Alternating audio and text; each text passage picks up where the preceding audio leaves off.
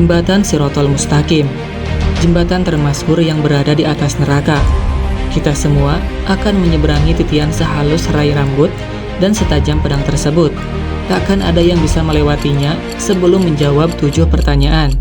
7 pertanyaan pada 7 pemberhentian. Lalu, apa saja pertanyaannya? Dan apakah kamu siap menjawab pertanyaan tersebut?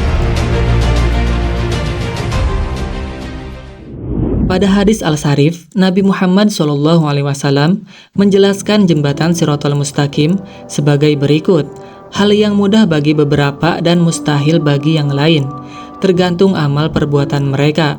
Neraka memiliki jembatan sehalus serai rambut dan setajam pedang, dengan duri yang bisa membelenggu siapapun yang Allah Subhanahu wa Ta'ala kehendaki.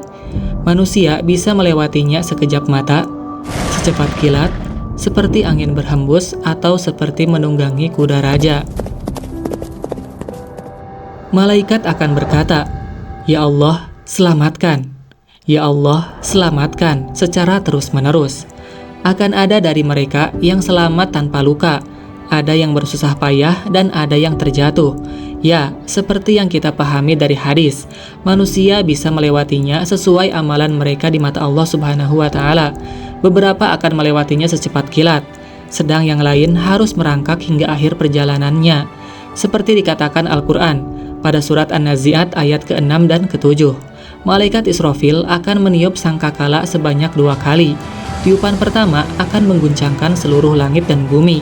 Hari perhitungan pun dimulai, kecuali bagi mereka yang Allah Subhanahu wa Ta'ala berikan pengecualian. Tiupan kedua akan membangkitkan yang mati dan dikumpulkan di padang mahsyar.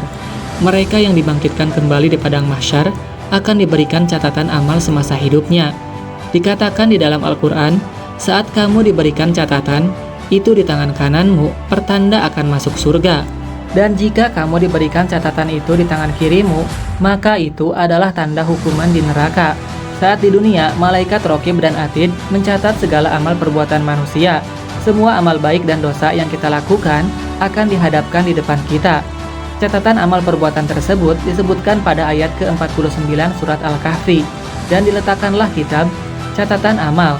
Lalu engkau akan melihat orang yang berdosa merasa ketakutan terhadap apa yang tertulis di dalamnya.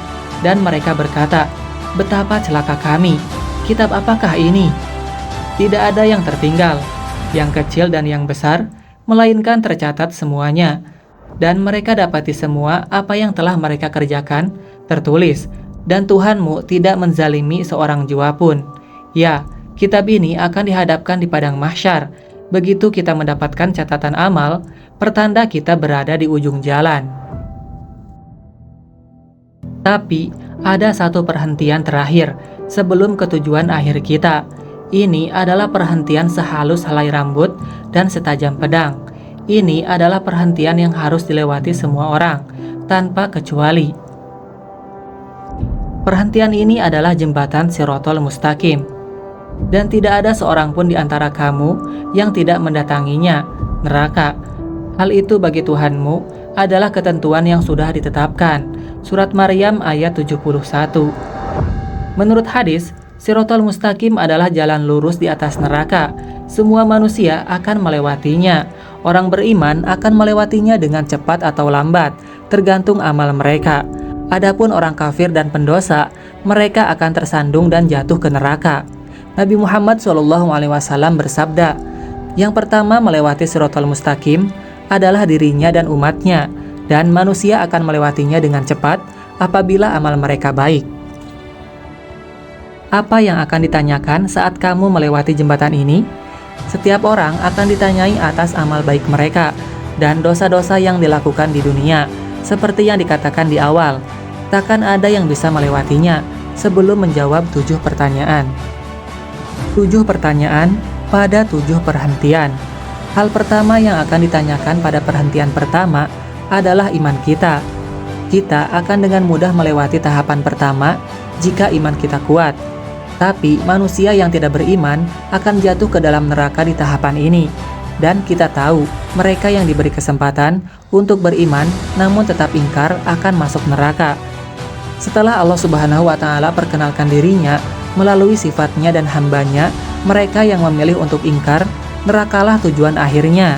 Neraka begitu mengerikan, sehingga saat ditanya, apakah sudah penuh? Neraka akan berteriak. Apakah tak ada lagi? Jawabnya, dengan kata lain, tidak peduli berapa banyak manusia, neraka tidak akan penuh. Tapi jangan takut, jika kamu salah satu dari yang beriman dan melakukan amal baik, kamu mungkin terbebas dari tekanan di padang mahsyar dalam sekejap. Sama seperti Nabi Ibrahim alaihissalam yang diselamatkan dari api, kamu masih memiliki kesempatan jika kamu beriman, walau tak banyak melakukan amal baik untuk menyelamatkanmu. Jika tidak, akan ada kail yang menahanmu karena dosa-dosamu. Jika kamu terbebas dari kail itu, maka baguslah. Tapi jika tidak, neraka akan menunggu untuk menelanmu. Seperti yang ada di ayat ke-72 surat Maryam. Kemudian kami menyelamatkan orang-orang yang bertakwa dan membiarkan orang-orang yang zalim di dalam neraka dalam keadaan berlutut. Quran surat Maryam ayat 72. Mari kita lanjutkan pembahasan tentang perjalanan kita di jembatan itu. Neraka akan menarik kita dengan semua teror dan kengeriannya di bawah. Kita berusaha untuk tidak melihatnya dan fokus berjalan di atasnya. Kita akan melihat orang-orang di sekitar. Di satu sisi akan ada manusia yang bertaubat, dan di sisi lain akan ada manusia yang jatuh ke neraka. Juga akan ada manusia yang memikirkan akhirat saat mereka berada di dunia. Mereka akan menjadi manusia yang akan melewati jembatan Shirathul Mustaqim dengan cepat tanpa hambatan. Setelah berhasil menjawab pertanyaan pertama, kita akan sampai pada pertanyaan kedua. Tentu saja, apa yang akan kita pertanggungjawabkan di sini adalah sholat kita, yang merupakan tiang agama setelah iman. Jika sholatmu lengkap dan tulus, perhitungan amal akan mudah. Tetapi jika doamu tidak tulus, keimananmu bisa runtuh. Nabi Muhammad SAW bersabda, "Sholat adalah tiangnya agama. Barang siapa yang meninggalkannya telah menghancurkan agamanya." Jika kita tidak mau tersentuh api neraka, kita harus memastikan bahwa sholat kita sama seperti tiang yang kokoh. Meskipun kita melihat neraka melalui lubang jarum, kita tak akan bangun dari sujud kita. Jika iman kita teguh dan sholat kita baik, kita akan pindah ke tahap ketiga. Jika kita menghabiskan kekayaan Allah Subhanahu wa Ta'ala tidak sesuai dengan yang dipintanya, maka pertanyaan berikutnya tidak akan menyenangkan, karena kita akan ditanya di mana kita menghabiskan harta kita dan dengan siapa kita berbagi. Apakah kita berzakat? Kita akan ditanya. Pikirkanlah itu. Kamu hidup dengan pikiran bahwa harta yang diberikan oleh Allah Subhanahu wa Ta'ala adalah milikmu. Alih-alih berzakat, yang mana adalah perintah Allah Subhanahu wa Ta'ala untuk berbagi, kamu malah menyembunyikannya dari mereka yang membutuhkan dan tidak berbagi pada yang berhak. Kita hendaknya mencari perlindungan dari Allah Subhanahu wa Ta'ala dari hal ini. Jika kita sembunyikan harta kita, surga pun disembunyikan dari kita. Jika kita mendapatkan dan menghabiskan harta kita sesuai dengan perintah Allah Subhanahu wa Ta'ala, kita akan ditanya tentang puasa di perhentian keempat, yang mana sudah ditentukan untuk kita, serta untuk orang-orang sebelum kita. Jika kita tak mau bilang, andai saja di tahapan ini, kita harus menebus puasa kita yang tidak kita lakukan dengan segala macam alasan.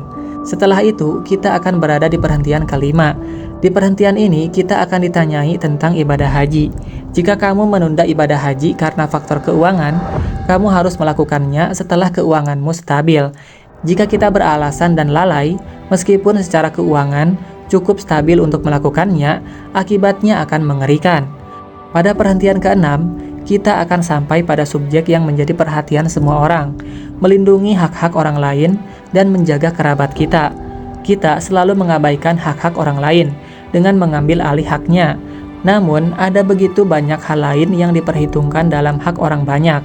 Terkadang kita melakukannya tanpa sengaja, terkadang sengaja, dengan perasaan bahwa tidak akan terjadi apa-apa. Misalnya, kita menyebarkan fitnah tentang seseorang tanpa berpikir apakah itu benar. Kita dengan mudah menjadi bagian dari fitnah. Konsep keluarga dan kerabat penting dalam agama Islam. Hal ini harus diperhatikan. Namun, kita tidak selalu akur dengan anggota keluarga kita.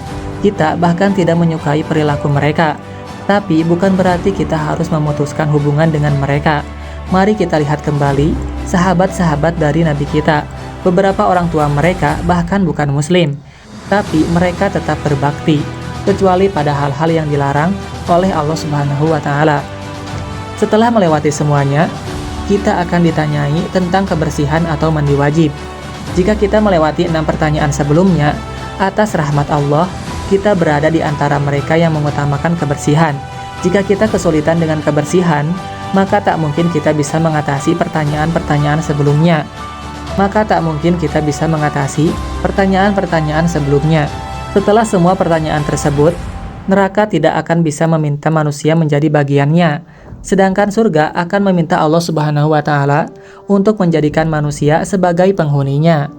Nabi Muhammad SAW bersabda dalam hadis Al-Sarif, banyak manusia takkan sadar mereka melewati Shiratal Mustaqim dan bertanya kepada malaikat, di mana Shiratal Mustaqim?